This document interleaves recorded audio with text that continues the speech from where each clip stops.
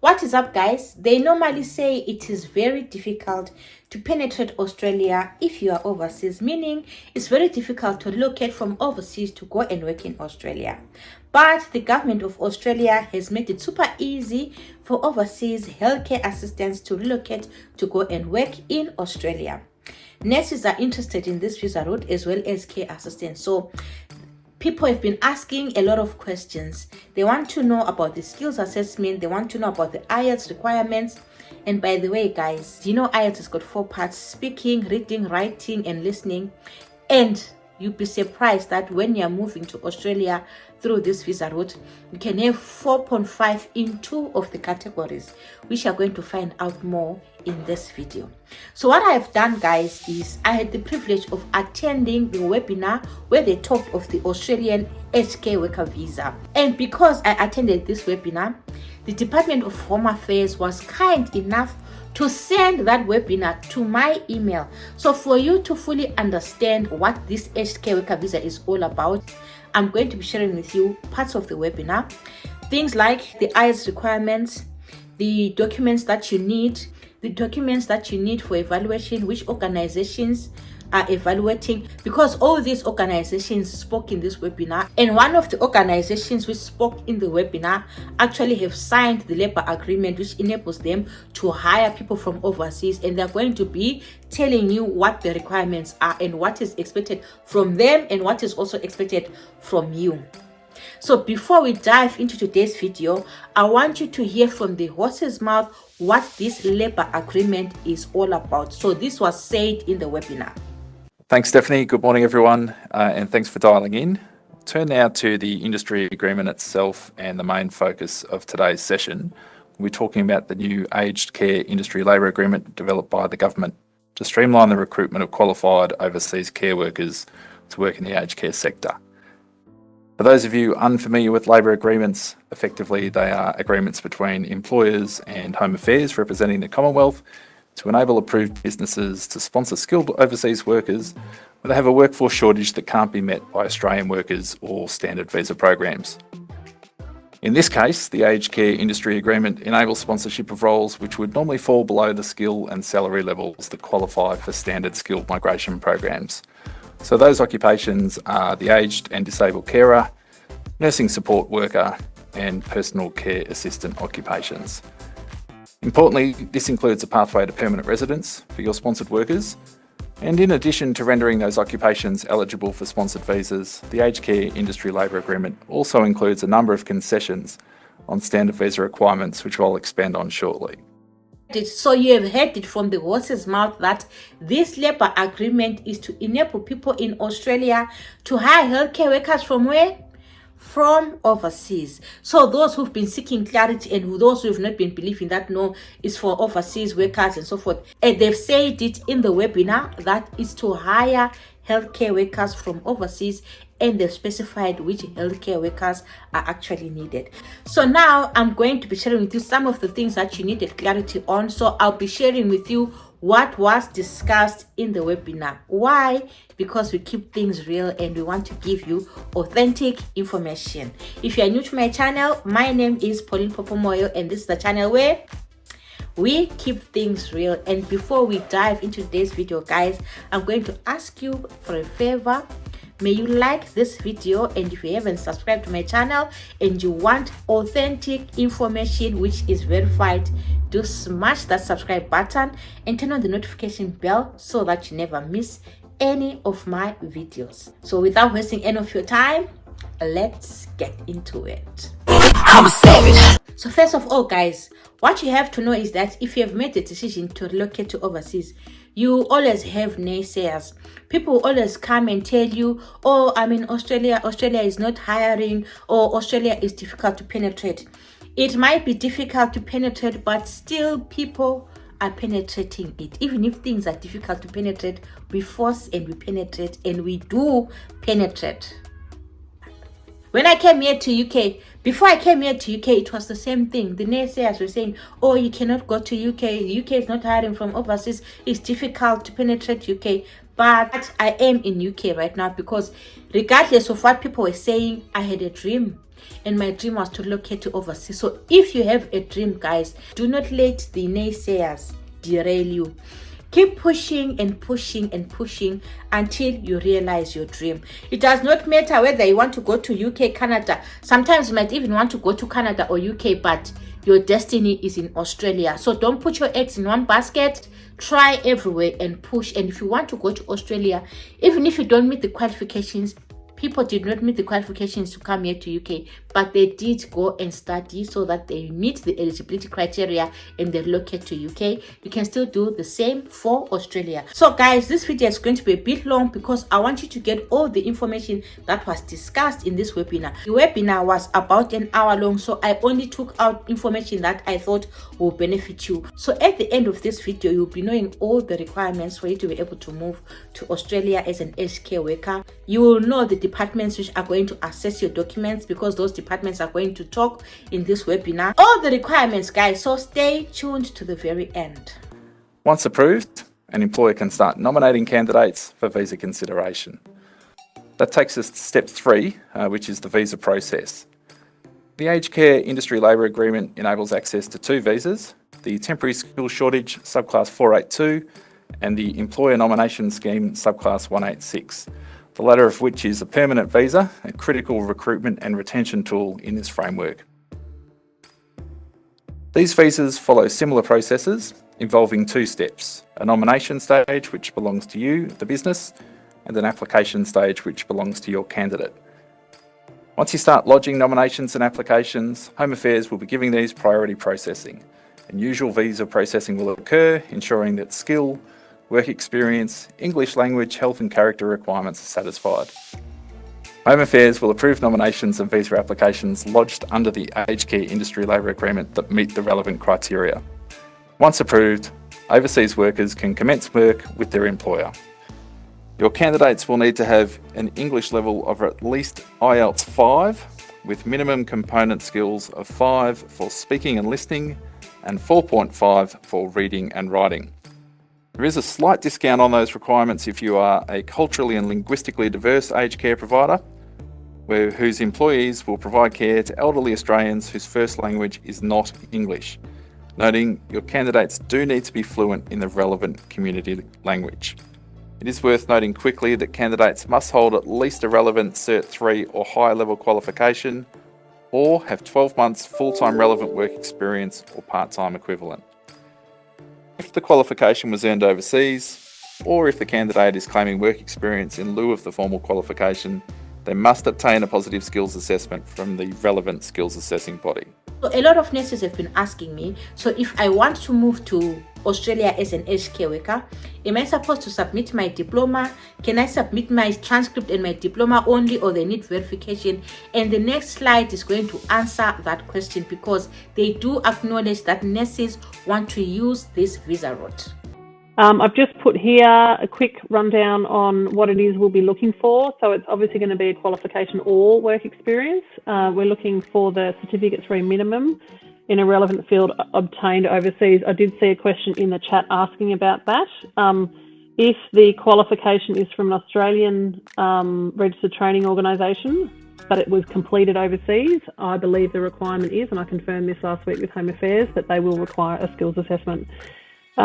We are accepting nursing qualifications from overseas. For those of you unaware of what the process is for nurses who have trained overseas, in order to obtain nursing registration in Australia, they need to either top up their qualification or complete the OSCE, the outcomes-based exam, and that takes time and costs money. So we are seeing a lot of interest from nurses from overseas who see this as perhaps a step to come to Australia, work in the aged care space and top up their qual to eventually become a registered nurse. We will be using the Country Education Profiles, which is a portal managed by the Australian Government, Department of Education, where we look at, it's a qualifications recognition tool. So we'll be using that to look at the equivalence of qualifications that are being submitted as part of applications.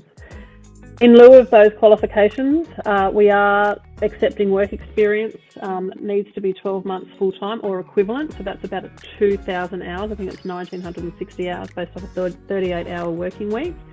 And we will consider we will be considering work where direct care is provided. So we've said they're not disability support or childcare. We can talk a little bit more about disability support. AQUA might even touch on that. So the Aged or Disabled Carer Code, which is the code that's been allocated to AQUA, more closely aligns with the disability support. We will be attempting to verify all claims of work. Fraud is a big issue, and we take our job as an assessing authority very seriously when it comes to fraud. Applicants will be found unsuitable for the purposes of skilled migration from the skills assessing authority's viewpoint. So, yeah, I encourage you in all conversations you have with all potential employees to remind them of the need to be full of integrity when they're submitting their applications to ANMAC, because we will catch them out. Next slide, please, Chris. So as a nurse, if you want to use this visa route, you can use it because they've already acknowledged that nurses want to use this visa route. But be mindful that once you are in Australia, if you want to upgrade, you can upgrade, but you have to do the OSCE and everything and register with APRA, all those things that nurses go through and all those things that nurses do when they are relocating to go and work in Australia. Let's move on to the next slide. This is just a quick snapshot of how we see our role.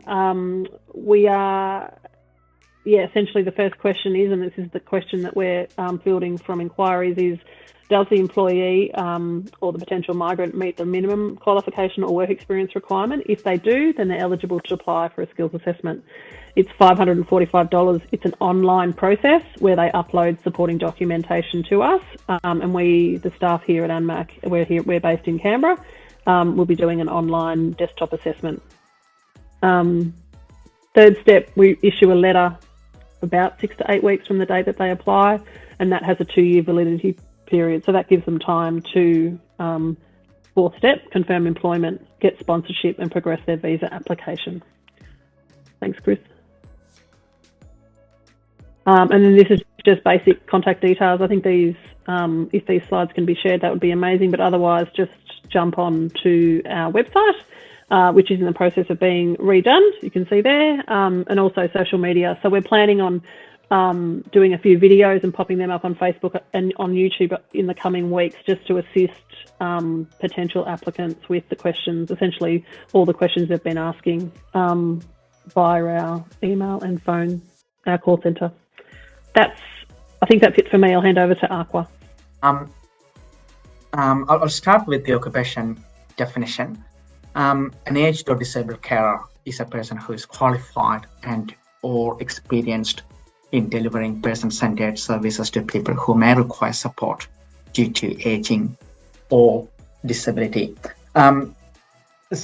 We use disabled carer terminology to be consistent with the UNSCOR code. We believe the term disabled is outdated and inconsistent with contemporary and respectful language for referring to people with a disability. We have provided that feedback to the Australian Bureau of Statistics, and I believe they are currently in the process of reviewing occupations including aged or disabled carer. The primary focus of this occupation is to provide emotional support, care, and companionship to individuals to improve their quality of life. Other tasks may include, general household duties, basic assistance, companionship, preparing food, assisting in personal hygiene, etc. Next slide, please.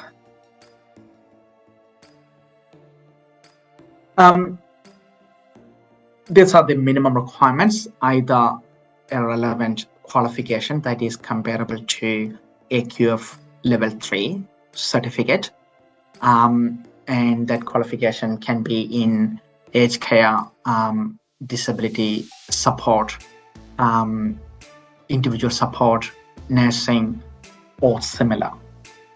If you don't have a relevant qualification, at least 12 months of relevant full-time industry experience can replace that qualification. We are not assessing English language skills, as the Department of Home Affairs would be doing that assessment, and we do not want to duplicate what the Department of Home Affairs is assessing. Next slide, please. What's a relevant qualification? They're the ones in aged care, aging support, geriatric care, disability care or support, individual support, home and community care, and nursing. See, these are the names of qualifications or the terminologies we have based on our initial research, but we will be fine-tuning these guidelines in the coming weeks based on initial feedback we receive from our stakeholders, including applicants, employers, and other bodies. So a relevant qualification will typically cover the items listed, the subjects listed there, and we are yet to see what these qualifications are going to look like, especially when they come from different countries. These slides speak for themselves, so I'm not going to read out these qualification contents. Next slide, please. What's a relevant work experience? It involves the provision of direct service to clients, is paid full-time work, and is performed for a minimum of 12 months. We also require currency. For example, if the qualification is completed 8 or 10 years ago, we need to see recent experience to make sure the applicant is current in the industry. There is a slight change. The last bullet point, it should be read as meets the currency requirement of 3 months within the last 18 months. Next slide, please. So talking about industry currency, if the qualification is older than 4 years, that means if the qualification issue date is not within the past 4 years, we would need to see at least 3 months experience within the last 18 months. Just to talk a little bit about how we differentiate aged or disabled carer occupation from the other two occupations included in the aged care labor agreement. The aged or disabled carer positions will be in low care, home-based, or a community living arrangement. So if the position is within a high care aged care facility, it's more suitable for NMAC to complete the assessment as a personal care assistant or nursing support worker. There's a lot of overlapping, as you can see. Next slide, please. This is a document checklist. We need 3 ID documents, including passport. Obviously, if the assessment is going to be qualification based, we would like to see qualification completion certificate, transcript of research, and evidence of their vocational placement. If it's based on work experience, we would like to see position descriptions and letter issued by employer. It's also possible for us to ask for additional evidence such as pay slips and things like that, where we need further information to verify those employment claims. Next slide, please. So thank you. We will start accepting applications very shortly. Our IT team is currently in the final stages of doing the application form. We have published the guidelines on the website. So if you got questions, please feel free to email the assessment team via the email address provided on the slide, assessments@acwa.org.au. Thank you all again. So before we move on to the next slide, do smash that like button and subscribe to my channel. Turn on the notification bell so that you never miss any of these fantastic videos. I'm sure the information that you've gotten so far is fantastic, so smash it. Now let's move on to the next slide. Whadjuk Noongar country in Western Australia. We'll go to the next slide. You'll see we actually, that is the view from one of our care facilities. We live in an amazing place which is bordered by the sea and the river, and that is great, but it has some really inherent issues in that we consider ourselves to be a regional area, even though we're in Metro Perth. Most of our staff come from a long way away to actually get to us, and even though we're an employer of choice, we actually still struggle to get staff. We have residential care, home care and independent living. Thanks, Chris. Next slide. Most of our staff are actually from overseas. About 30% of our staff are actually on a temporary visa. Most of them are on student visas, typically in degrees that they might not necessarily go to in future life. Almost 70% of our staff are from a non-English speaking background. We actually have very low turnover, but the turnover we do have is predominantly overseas workers or people on temporary visas changing employer, either to pursue a temporary visa in the country or to actually pursue a different career that might actually give them an alternative pathway. The other group of people that we have that contribute to our turnover are students that are graduating into nursing. Thank you, Chris. So the whole reason why we really did the visa was actually around workforce retention, as kind of alluded to before. We have an amazing group of really loyal staff that have been working for us for a number of years, and they have huge stresses that make it difficult for them to work. The first person that actually got a visa was a lady called Sangay. Sangay has been working for us for 5 years on a temporary visa. She hails from Bhutan. During the 5 years, she's actually put 3 kids through school. One of them is in their final year of high school, and she's hopefully going to go into medicine. And Sangay's other 2 children are lucky enough and smart enough to also have graduated and are currently studying medicine. One of them she can afford to put through private fees in university in WA. The other one she can't afford, so they have gone to Sri Lanka to do their education. Sangay has to pay for private insurance for all of her kids and also private education. That's been really, really hard on her and her family. Now, what we want to do is convert our part-time workers into full-time workers. We want to give them stability so that they'll stay with us for a long time and we'll get consistency of care. And we also want to make a real difference to our workers' lives. And certainly Sangay, having the visa, she was given her permanent residency or 6 visa 2 weeks ago, and that has changed her life. Now, we also see workforce issues aren't going to get better in the short term, so we do see it as a recruitment tool, albeit that's not our primary aim of the visa. Thank you, Chris. Next slide. So our process was exactly as described by everybody else. We reached out to the unions. We were recontacted by the United Workers Union very quickly. I have to say that we really don't have a relationship, or didn't have a relationship with any union before we started. We are not a unionised environment at all. So we were a little bit reluctant, I have to be honest to say, in reaching out. But the response from the United Workers was pretty fantastic. It was actually really quick, and the process was actually pretty smooth going through that MOU process. Now, we had already gathered our evidence, so that is data evidencing our need.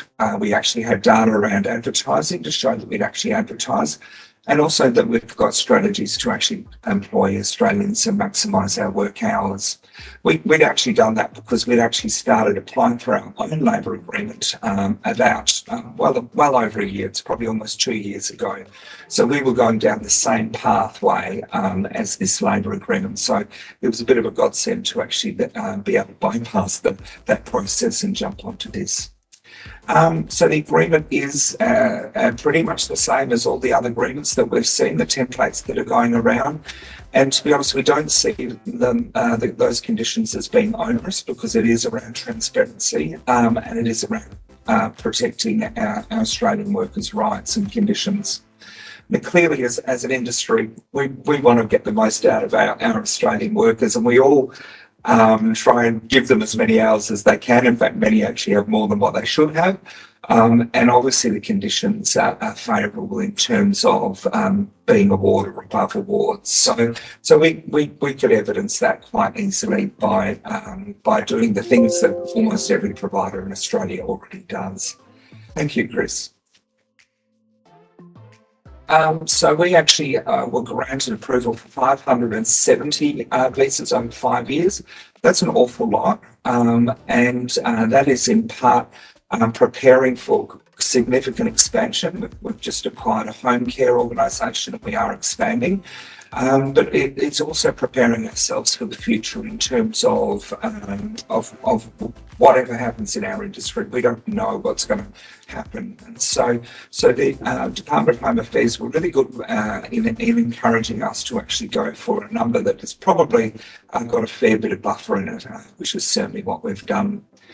So we've actually gone out to our employees and said, if you're interested, can you please express an interest? So we've actually held meetings with all of our staff and offered this. And we've been really, really clear that the offer is actually based on priority. And this is not a cheap option to go down. So if you're going to create a loyal workforce, you have to be careful about who you're going to select, because that nomination fee is not insubstantial. And so we actually based, and we're very clear about basing our priority on staff that have been loyal and committed to us, so people that were reliable and had worked for us the longest. The staff that were closest to the cut-off point, so we've got several staff that are reaching that age of 45, and we wanted to consider them first. And we just wanted to make sure that we're protecting our own staff before we consider other people outside of our organisation. Now, the first week we had 300 applicants come unsolicited through our website asking for jobs. I think by about week 3 we had 1,500. So there's certainly a large number of people out there very, very keen to jump onto the visa. They're not necessarily the people for us, I have to be honest, because we are actually looking for people that primarily want to look after our residents and provide a good service. And so that really is our eligibility when we're screening people for employment. We then ask the employees to show evidence that they meet the eligibility criteria, which is pretty easy to do because most people sitting on a temporary visa already have the English language test, they already have evidence around the certificate, and they already have the health check if they're going for the permanent pathway. We pay for the sponsor application. We ask the employee to cover all of their own costs. The employees so far haven't used migration agents to actually go down this path because the path has been really easy. The ME website we think is very easy to use. We also didn't use migration agents or lawyers because we found the process quite easy and quite smooth. So we went it alone. We're not a big organisation with a HR team. It was the people that are actually looking after the staff that actually went through this process. And the process for us was quite an easy one. Thank you, Chris. So that's really where we're up to. We've actually found the process quite smooth. The Department of Home Affairs say that they process the applications quickly, and that's absolutely correct. So when we've actually applied for the nomination, that's generally taken about 4 or 5 business days. And then our first employee is going through for their visa application. It's taken less than 2 weeks. So I'm sure that's not guaranteed, but it definitely shows that there is an effort by government to prioritise this, and we've been very grateful for it. I'm very, very reluctantly thank government for this process. It's just been fantastic. So thank you. Thanks, David. Really valuable to hear from the employer side of this equation, and of course, nice to hear that all of the things we've said have been borne out in the lived reality. So for IELTS, guys, you have heard it for yourself. 4.5 in 2 categories, and you can be able to relocate to Australia. And bear in mind, guys, IELTS band score of 5 is not very difficult to achieve. It is easy peasy, lemon squeezy. And another thing, guys, this is a fast track visa route to Australia. And please do get your documents in order and move to Australia ASAP.